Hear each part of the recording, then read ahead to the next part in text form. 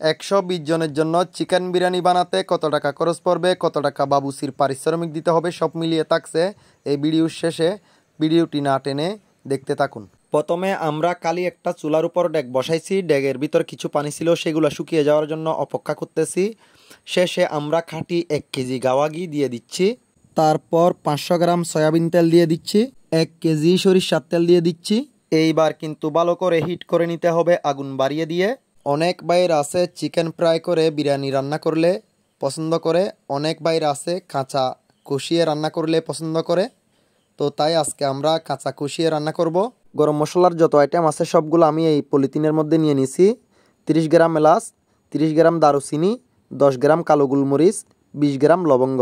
সাথে দিয়ে দিচ্ছি 300 গ্রাম কাঁচামরিচ, 2.5 কেজি পেঁয়াজ কুচি। তারপর দিয়ে দিচ্ছি 20 গ্রাম জত্রিক। একটু নাড়াচাড়া করে ব্রাউন কালার নিয়ে আসতে হবে। এইবার কিন্তু কালার চলে এসছে। এখন দিয়ে দিচ্ছি 250 গ্রাম আদা, 250 গ্রাম রসুন, 100 গ্রাম বাদাম। এই মশলাগুলো হচ্ছে যে হামানদিস্তার মধ্যে তেতো করা, কারণ আয়োজক আমাদেরকে বলে নাই একটা মশলা বাটার লুক নিয়ে যাওয়ার জন্য। আমরা মনে করেছিলাম ওখানে গিয়ে একটা ব্লেন্ডার পাবো, তাই আমরা হামানদিস্তার মধ্যে তেতো করে দিয়েছি। এখন দিয়ে দিচ্ছি 100 গ্রাম মিক্সার মশলা। এখন দিয়ে দিচ্ছি 100 গ্রাম টকালু বকরা। এখন দিয়ে দিচ্ছি 200 গ্রাম লাল মরিচের গুঁড়া। এখন দিয়ে দিচ্ছি রাঁধুনি চিকন জিরার পাউডার। এখন দিয়ে দিচ্ছি 500 গ্রাম লবণ। চিকেন বিরিয়ানির জন্য গ্রেভি তৈরি হচ্ছে ভালো করে নাড়াচাড়া করে। অনেকের প্রশ্ন, কেওড়া জল, গোলাপ জল, কাবাব চিনি, শাহি জিরা, জায়ফল এগুলা ব্যবহার করি না কেন? এগুলা ব্যবহার করি, যেখানে ব্যবহার হবে সেটা নিয়ে আপনাদের মাঝে ভিডিও নিয়ে আসবো ইনশাল্লাহ। ব্যবহার করলে আরও অনেক মশলা আছে। টক দই ব্যবহার করি নাই, তাই 100 গ্রাম দুধ পাউডার দিয়ে দিচ্ছি টক দইয়ের বদলে। 22 কেজি মুরগি ধুয়ে কেটে পরিষ্কার করে নেওয়ার পর দিয়ে দিয়েছি।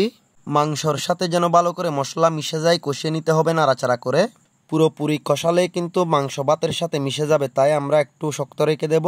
15 কেজি চাউলের জন্য 22 লিটার পানি নিয়ে নিচ্ছি। পানি ভালো করে ফুটে যাওয়ার পর আমরা চাউল দিয়ে দিচ্ছি।